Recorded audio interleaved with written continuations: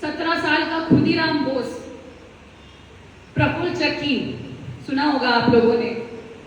चले गए, मतवाले थे, कुछ नहीं पता इनको लगता था कि बस हथियार मिल जाए कहीं से, अंग्रेजों को मार भगाएंगे, इस धरती से बाहर भगा देंगे। That was the period of revolutionary heroism, individual heroism. उनको रेवोल्यूशनरीज बोला जाता था, अंग्रेज उनको मिलिटेंट बोलते थे, टेररिस्ट बोलते थे। पर वो कहते हैं ना, किसी देश का टेररिस्ट जो है वो दूसरे के लिए रेवोल्यूशनरी होता है। हमारे लिए वो हमारे लीडर्स हैं, क्योंकि सबसे बड़ा सैक्रिफाइस, बोलना बड़ा आसान है, बहुत बड़े बड़े नेता हैं, गांधी जी हैं, जवाहरलाल नेहरू जी हैं, पटेल जी हैं, बहुत सारे नेता हैं, इसको राइट और लेफ्ट में बांटना छोड़ो। पर जिन बच्चों ने अपनी ही जान का बलिदान कर दिया है, मैं मानती हूँ उनके आगे कोई नहीं है। भगत सिंह, मैं हिस्ट्री ऑप्शनल पढ़ के आई हूँ, क्योंकि मैं जिस पेपर में बैठी हूँ तो मेरा हिस्ट्री ऑप्शनल है। तो एक अच्छी चीज ये हुई कि साइंस की स्टूडेंट, मैं केमिस्ट्री में पोस्ट ग्रेजुएट हूँ, लेकिन मैंने समझना और सीखना तो अभी सीखा है इस पेपर की तैयारी की वजह से।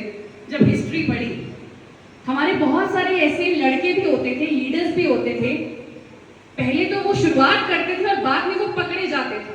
जैसे ही वो अंग्रेजों द्वारा पकड़े गए, काल कोठरी में डाले, और 5वें 6ठे दिन उनकी मर्सी पिटीशन आ जाती थी कि हमको माफ कर दो। लेकिन भगत सिंह को समझाया, उनकी माँ ने समझाया, बहन ने समझाया, सभी ने समझाया कि आप एक माफीनामा लिख दीजिए और अंग्रेज सरकार सोचेगी इस बारे में। आप एक माफीनामा लिख लीजिए, गांधी जी इरविन से बात करने जा रहे हैं, गांधी इरविन टॉक्स में, वो संभाल लेंगे। भगत सिंह कहते हैं नहीं, मैं अगर मुझे मरना ही है तो मैं इस तरीके से तो नहीं मरूंगा, मैं मरूंगा तो पूरे होशो-हवास में मरूंगा, और मुझे याद रहना चाहिए मरते समय तक कि मैं किस चीज के लिए मरा, इस देश के लिए मरा। तो इसीलिए मैं बोलती हूँ कि भगत सिंह की जगह, और ये जो बच्चे हैं, प्रफुल्ल चक्की, खुदीराम बोस, सचिन सान्याल, इनकी जगह कोई नहीं ले सकता, Chandrashekhar Azad. My dear ladies and gentleman, अपने बच्चों को इनके बारे में पढ़ाइए। आज हमारी जो टेक्स्ट बुक्स हैं उनके बारे में बहुत सारी उसमें चेंजेस होने की जरूरत है। हम इन बच्चों को पढ़ा ही नहीं रहे हैं, इनको पता ही नहीं होगा इन लीडर्स के नाम जो मैंने ले दिए ये है कौन। हम उन्हीं लीडर्स के नाम बताए जा रहे हैं जिनके हम बताना चाहते हैं। 3-4 साल पहले दिल्ली विश्वविद्यालय में और दिल्ली में भी ये रिफॉर्म चला कि हर एक बच्चे को अब देशभक्ति की किताब पढ़ाई जाएगी।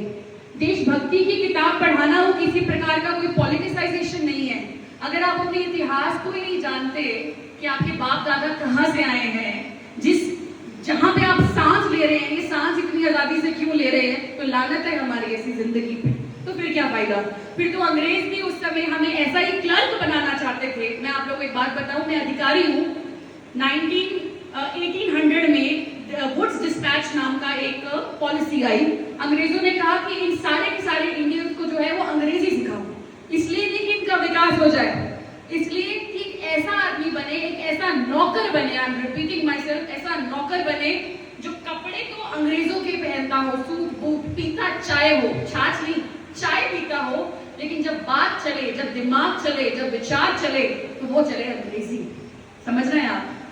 इस प्रकार की एजुकेशन जो है वो अंग्रेजों ने दी। तो अंग्रेज तो चले गए, और आज भी अगर हम ऐसी ही एजुकेशन दे रहे हैं तो फिर हम पे लानत हो।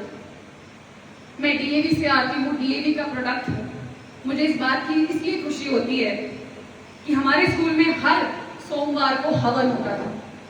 आज बहुत सारे, चाहे गवर्नमेंट स्कूल है, प्राइवेट स्कूल है, अगर उनको कह दो ना कि आप हवन करवाओ, वो बोलेंगे बच्चों को धार्मिक नहीं बनाना है। तो फिर आप बच्चों को, मैं नहीं जानती क्या बना रहे हैं, क्योंकि अगर आपकी डेफिनेशन एक विकसित देश की ये है, तो मैं आपको बताऊं, ओबामा और सॉरी नॉट ओबामा, हमेशा कंफ्यूजन होती है, उसामा बिन लादेन की बात करते हैं। उसामा बिन लादेन से पढ़ा लिखा कोई नहीं होगा, अफजल गुरु से पढ़ा लिखा कोई नहीं होगा, इंजीनियर्स थे। जितने होशियार ये लोग हैं, आप लोगों को क्या लगता है बॉम्ब बनाना आसान होता है?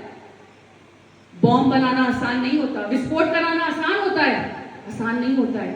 सबसे इंटेलिजेंट लोग लगते हैं। हिटलर के कैंप बनाने में, जहां पे लोग मारे गए गैसेस से, सबसे ज्यादा इंटेलिजेंट केमिस्ट थे, सबसे ज्यादा इंटेलिजेंट फिजिसिस्ट थे, सबसे ज्यादा इंटेलिजेंट लोग थे, फिर भी लोग मारे गए। तो शिक्षा का क्या मतलब है जो आपको मानव ना बनाए?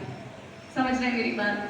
इसीलिए मैं आप सभी से रिक्वेस्ट करूंगी, ये हवन को एक सिंबल है। हमें क्या पता था बचपन से टीवी क्यों हवन करवा रहा है, बट आज जाके समझ आता है कि ये हवन नहीं है, ये हमारा कैरेक्टर बिल्ड हो रहा है।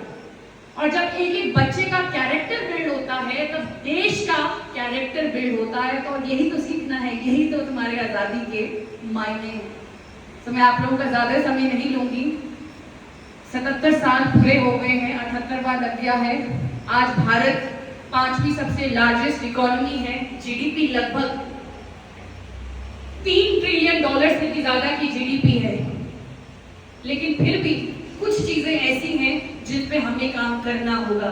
वो है देश के प्रति लॉयल्टी। इन देशभक्तों को याद करना होगा, हर बार याद करना होगा। और जब भी देश पुकारे तो हम बलिदान देने के लिए सबसे आगे हो। इसी से होगा आपका राष्ट्र का निर्माण और इसी से होगी आपकी नेशन बिल्डिंग।